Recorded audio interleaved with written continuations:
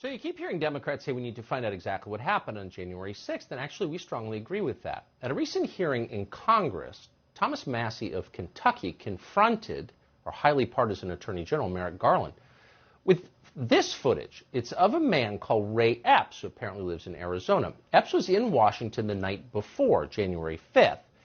He was encouraging Trump supporters to enter the Capitol building illegally. He said it numerous times. Now, in this clip, some people in the crowd immediately decided this guy must be working for the federal government. Watch this.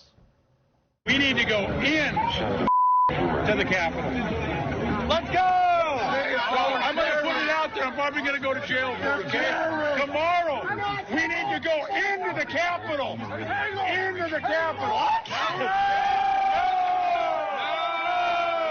Peacefully. Fed.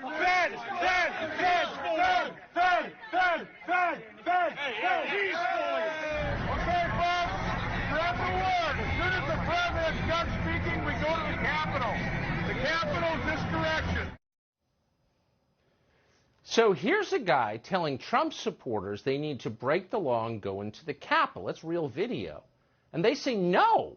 And then they accuse him of being an undercover federal agent.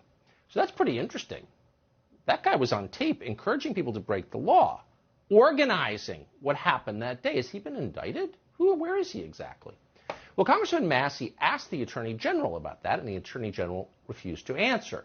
He also pointedly refused to say how many federal operatives were there in the crowd that day on January 6th. As far as we can find, this individual has not been charged with anything. You said this is one of the most sweeping investigations in history. Have you seen that video or those frames from that video? So as I said at the outset, one of the norms of the Justice Department is to not comment on impending investigations, and particularly not to comment about particular scenes or particular individuals. Can you tell us, without talking about particular incidents or particular videos, how many agents or assets of the federal government were present on January 6th, whether they agitated to go into the Capitol, and if any of them did? So I'm not going to violate this norm of the rule of law. I'm not going to comment on an investigation that's ongoing. Oh, he doesn't want to violate the rule of law, says the guy who just called angry parents terrorists. And of course, the DOJ leaks all the time the details of tons of different investigations that are politically useful to them.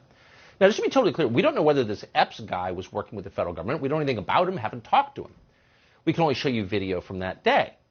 But we do know it doesn't seem like he's been punished for this. If you're looking for the people who organized that day, maybe you should talk to him. Has he been indicted? Not that we know of. Maybe he has been, we don't know it, but we haven't seen any evidence that he has been. A new piece in Revolver News notes that the FBI removed a photo of Ray Epps from its most wanted page this summer, right after Revolver News reported on the story. Darren Beatty is with Revolver News. He runs it. He joins us tonight. Darren, thanks so much for coming on. So I would recommend you have an enormously detailed piece today up on your site, really doing the reporting that legacy news organizations ought to be doing and absolutely aren't. And I would recommend it to our viewers.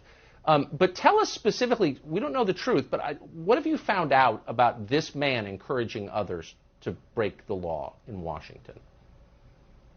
Yeah, so here are some of the key points about Ray Epps in the Revolver.News article that you mentioned.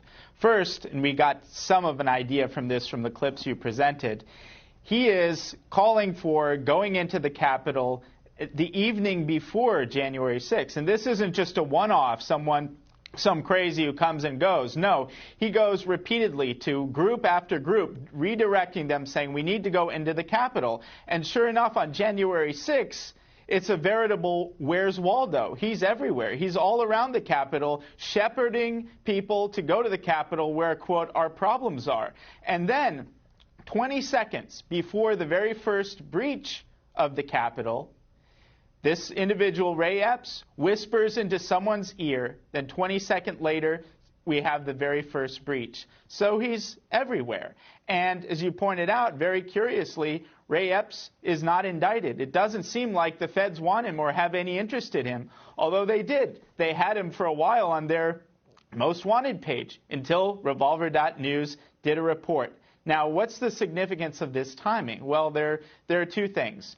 For one, there was a New York Times piece that had come out that essentially ran cover for the feds, but did it in a way that was counterproductive. It amplified the name of Epps, which wasn't convenient for the feds after Revolver had reported that the feds were likely involved in 1-6.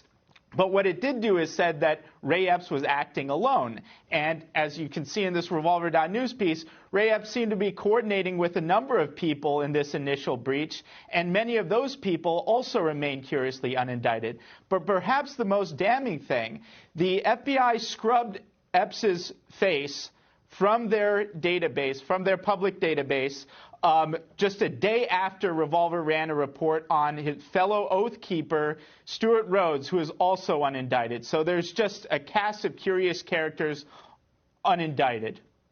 It's a really provocative and very detailed, very well-reported piece that, again, I would recommend to everyone watching tonight. Tim Beatty, we will talk to you again. Thank you so much. Thank you. Thank you. And by the way, just to restate, we don't know the truth of this at all. It's awfully weird, though. I think any reasonable person would agree. Ray Epps is always welcome on this show. We always want to hear directly from people.